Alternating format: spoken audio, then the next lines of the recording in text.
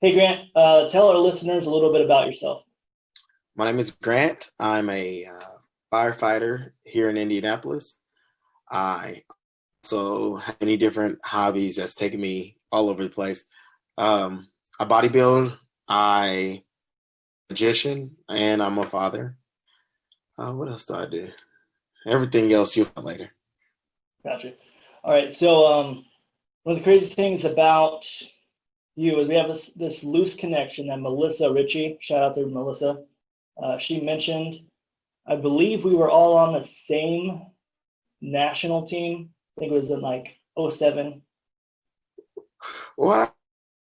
Okay. Yeah. So she was like, yeah, we were all in Fargo at the same time. I'm like, I was so like that was my first national tournament, so I was just so hyper focused, and didn't know who anyone else was at the time. And so when she said that, I was like, such a small world.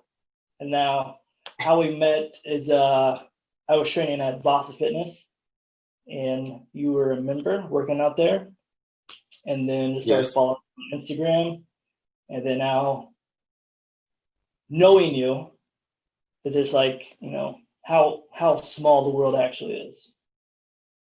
So talking about wrestling, how did you get into wrestling? What did it do for you? Obviously, you're pretty good. We're at nationals, so tell me about that and what it's done for you.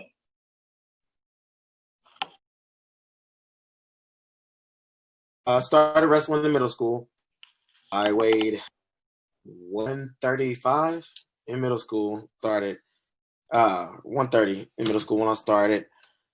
I did decent, wrestled for seventh grade and eighth grade. Then went on to the high school. I went to Warren Central, and I wrestled 135 and 140 up until my senior year. Nice. Yeah, I had started my sixth grade year, and I'd never played a sport before that, so it was an interesting introduction to the sport. So kind of tell me if you took anything away from wrestling, if it taught you anything. I know for me, it taught me, discipline, how to model someone who's successful. What type of things did you get out of wrestling, and that you think you use today? Um, Wrestling did teach me a lot. I come from a background of boxing, so before I wrestled, I boxed for years.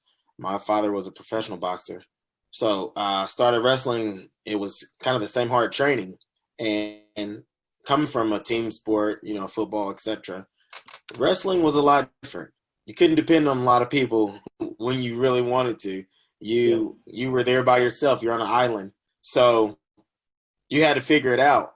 And by the time you hit the mat, it's too late. You had to figure out before you got there. The long hours of training, the eating, the sleeping, the hydration. In middle school, we it all kind of runs together. At your age in high school, it runs together, and you don't have the knowledge most times to grasp it all, but it just happens like that. And you could tell by the time you hit the mat, did you do what you needed to do to Yeah. win? Did you put in the work before, the match and everything? Um, so at what point did you start to get into bodybuilding?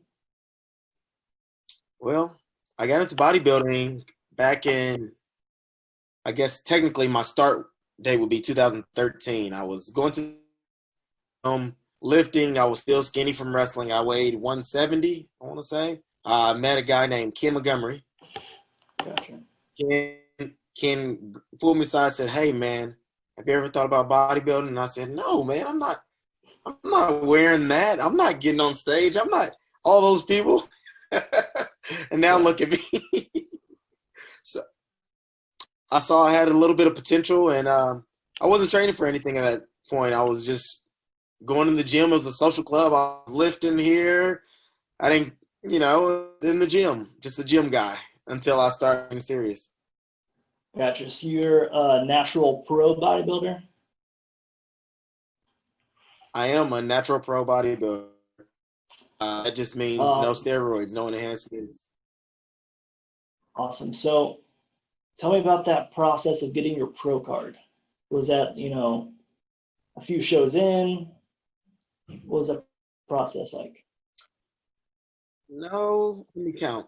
I started in 2014 was my first show. I say I started in 2013 because a year leading up to my bodybuilding, I started training for bodybuilding. I didn't just hop on stage. So it took me a year to kind of get to where I wanted to be before I started my diet. And it, 3 shows. I competed maybe 5 shows before I got my natural pro card. And to get a natural pro card, you have to win a qualifying show overall, and you'll be given a pro card. Well, you'll earn a pro card. Nothing's given. Tell me a little bit about bodybuilding shows in Indiana. I'm not really from that world. I don't know how many there are. Like, is this like one show a year? How is this kind of broken down? Okay. Bodybuilding shows in Indiana is pretty much all under one organization. That's the NPC, National Physique Committee, and they have natural shows in April and September, usually outside of COVID, and also I want to say 3 or 4 other shows, big shows, including a professional show that's usually at the beginning part of the year. Gotcha. And so you had basically 2 opportunities a year for those shows. I want to say maybe 5 or 6 shows in Indiana. Gotcha. Cool. So tell me more about, your Instagram is TeamChoppinTrees. Tell me a little bit more about that. How'd you come up with the name? What's it about? Okay. TeamChoppinTrees is not an actual team, but it is a group of like-minded people that believe that to get to your destination, you have to do something that you haven't done before. And I got the quote from Muhammad Ali in one of his speeches. He said, "I've done something new for this fight. I've been chopping trees." And that made me think, to get to where he was going, he realized he needed to switch up his training. He had to do something to get to his destination. So he decided to take a different path. He started chopping trees. Muhammad Ali, I'm sure he probably did it, not in the sense of before. I'm pretty sure he went out and actually did it. But chopping trees is about anything in your path represents a tree. A tree represents something in your path. Society tells you got to do this, you got to go to school, got to get a job, get married, or you got to have kids, or you got to do this. You got to let go of all those things that society put on you, and you create your own path. You chop down the trees and get to where you want to go, your destination. Awesome. So that's something I came up with in my interpretation of that, coming from fighting, is win the fight.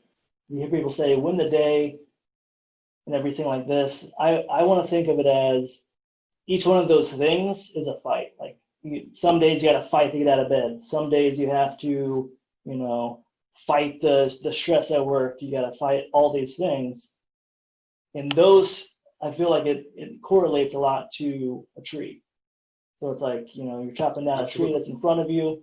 You got to win that fight. You got to do what you can to overcome this to get to the next stage of your life. So thank you for explaining that. I really like the quote that you used. I'm a big Muhammad Ali fan as well. If you haven't, I would go check out the Muhammad Ali Center in Louisville. It's amazing. So like you said, you are a firefighter. At what point in your life did firefighting is it your main career? I would assume. Yes, it is. I did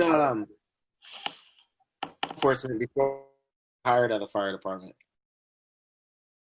So what's that? I did 10 years in law enforcement before I got hired at the fire department. And Awesome. I went to college, not right after high school. I took a couple years, spent time with family, and I decided to go back to school. I went and got my bachelor's degree in business management, and then I continued and got my master's degree in public administration. So I wanted to switch careers, enforcement to firefighting. I felt like firefighting would work out with my dreams, my aspirations, and my schedule. And it has. It's been the best thing that's happened to me. Awesome. So I know law enforcement and firefighting, they have a not so typical schedule. What kind of schedule are you guys on at your houses? Indianapolis Fire Department is a 1 on, 2 off. So we have one day on and 2 days off. So every day is my Friday. I start the weekend after every shift. Nice.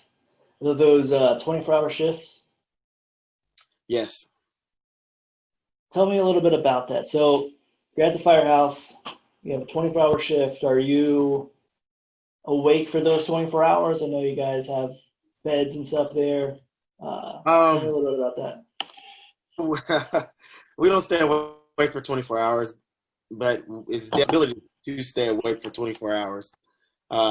Depending on the workload, we get a call and to respond. So while we're not responding to calls, we're able to have free time, sleep, eat. All of the fire departments, stations in Indianapolis, and gym. So guys, we work out, we have lunch together, we have dinner together. Awesome. So I want to get into more of like a holistic kind of look at your life. So you got bodybuilding, you got firefighting. You're also a father, correct? Yes, I'm a father and a husband. Father and a husband, that's great. So tell me a little bit about how you balance those things, how you are engaged with kids, and you have your work and your hobbies. Tell me a little bit about how you make all those things work. So that's part of Chopping Trees. Every day we wake up, everybody has their own goals. Everybody has their own issues, things that's pressing on them that they have to figure out, and just going back, in 2014 is when I started to go to school for my bachelor's degree, and I was juggling work full-time, children, bodybuilding, anything else that could come up. So, and I took it day by day. These are my goals for the day. I was very strategic, so I write down the list. I make sure that I'm hitting what I want to hit every day to reach my goal. And I just told myself, failure is not an option. You have to do it. You have to do it. Do it and make it look easy. It was tough. Definitely night, you get in those mental battles. Stop. Maybe I'll just take this off of my plate. I'll stop going to school, or I'll cut down on my hours, or I'll call in. And I never gave myself the easy way out. I continued to work hard and try to manage my time the best, which allowed me to reach a lot of my goals. That's awesome. So you're really taking this a day-by-day approach, breaking that day down, and then just attacking whatever's in front of you first, and then kind of regrouping at the end of the day? Absolutely. Awesome. So what effect has fatherhood had on you? Fatherhood, I became a father young, very young. But fatherhood had given me the opportunity to learn to be patient, to be more understanding, to be more nurturing. It's given me the opportunity to learn how to be a man and teach the same values to my children, to love. Awesome. How many kids do you have? I have 3. 3 kids. 3 kids. Awesome.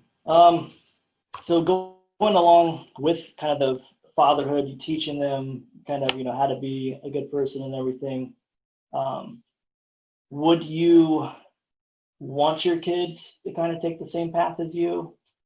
Would you push them into bodybuilding, or do you just kind of foster their growth, whatever they want to do? I'm more open. If none of my children ever bodybuild, I wouldn't mind at all. I would like for them to chase their dreams, whatever comes into their mind. I want them to love what they do and live their life to the fullest. And he's just started wrestling and jiu-jitsu, and he's 7. That's awesome. Gracious. So so just to wrap things up here, if you could give some tips to someone who's wanting to get into bodybuilding, what would you tell them to kind of focus on if they wanted to step on stage? Bodybuilding, it's the constant battle I have with myself in my head. Bodybuilding is a vain sport. It's all about how you look. It's not about how much you lift. It's not about how you perform in the gym. It's not about your Instagram pictures. So bodybuilding is about bringing what the judges think will be the most pleasing aesthetic shape of the human body. So it highlights what the human body is capable of looking like. The Greek statues, all things that you can think. You know, at a young age, we see these pictures. We see Superman, we see the wrestlers, WWE, has 6-packs, chest, and you want to find out what you want to look like. It doesn't have to be 300 pounds on stage. It doesn't have to be, you just get to choose how you want to create a body. And so you become an artist in that sense that, okay, I want to add size to my chest, my arms, but I want to make my waist smaller. I like how legs look like this. So you kind of mold your body exactly how you want it to be. So I took that approach where I said, hey, I like how my abs look. I need some size on my shoulders. So I focused on the different body parts that I wanted to build up and the image I wanted to create in my head to bring it in fruition. So I started with, a split where I hit certain body parts on different day, and I just broke it down. And breaking it down, you're able to kind of track what you're doing, break down your meals so you can stay on track. And, through your dream, it becomes a reality, through your vision. Awesome. Yeah, that's what I like to think of bodybuilding. You are working towards an aesthetic, but you're able to kind of like shape your body. You're able to kind of carve out the muscles that you want to look a certain way.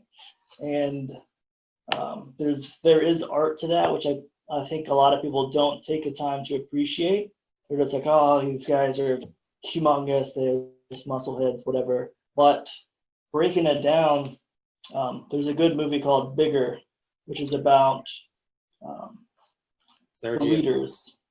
Yeah, and it's kind of breaking down kind of how they thought of it and how it was different than at the time, where it was seen as like, you want to be strong, you want to be manly, and then they came in and they were like, no, we think people should look a certain way, and they were like, the best part of being a human is this ability to kind of adapt and overcome and make it fit a certain narrative, I would say. And bodybuilding is that art form that kind of shows off what the body is capable of. Which is beautiful. There. All right, Grant, any parting wisdom for someone who works out, but they're just not sure what sort of path they want to take, if that's bodybuilding, if that's even inside of bodybuilding, if that's physique, is that, something like that. What advice would you say if they're interested in bodybuilding, kind of what resources should they take advantage of? The number one thing about bodybuilding is nutrition. If you want to build a nice body and a nice physique, nutrition has to come first. Your Ferrari, high quality fuel, you take good care of it. And that's the same. Whether you want to get into bodybuilding or not, I think health is wealth, and you are what you eat, literally. Yep. So if you don't ever want to bodybuild, that's great. I think it's important that we continue to improve our health. daily. Our heart health, our body, and bodybuilding has many benefits, in my opinion, and working out has many benefits, in my opinion. Mental toughness, self-confidence. Is a lot of people use the gym as a stress reliever, and so does bodybuilders. And so continue to go on a path until you figure out what you want, and it's no rush. Awesome. I really agree with that advice. The more that you can do to work on yourself, especially working out, taking care of your body, eating right, I think it's going to improve all areas of your life. And this is something I like to talk with my clients about, is like, hey, you're thinking of this as one facet of your life, an hour of your day.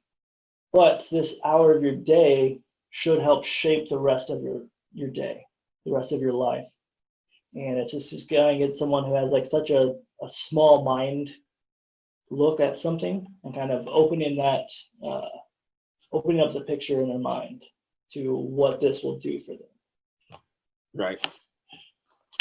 All right, Grant, where can people find you? What do you got going on? Okay. One more thing. Training for a show. If you don't take your health seriously, your body will force you to take it seriously. Oh yeah. If you're not taking it serious at the moment, whether it be just working out and eating correctly or doing something, getting up and moving, your body will naturally force you to pay more attention. So that's just one thing I want to leave you guys with. But you can find my bodybuilding gear, gym wear, gym merch at berryunlimited.shop. So here's one of them. Here's one of my shirts. It's all good quality. It's breathable material. It fits snug. It fits good. It's great for working out. So if you guys want, give me a visit at berryunlimited.shop. And you can order there online. We ship worldwide. Awesome. Yeah, the shirt I have, it's super comfortable. I haven't worked out in it yet, but I will. But great material. I love it. I like the one you got on now, the red. I like that. Feels so good. Might hit you up for one of those. All right, Grant, thank you so much. Thank you for being patient. We did have some technical difficulties, but we got through it. Third time was the charm. Yes. And yeah, so Thank you for having me. Oh, you are welcome. Anytime, my man.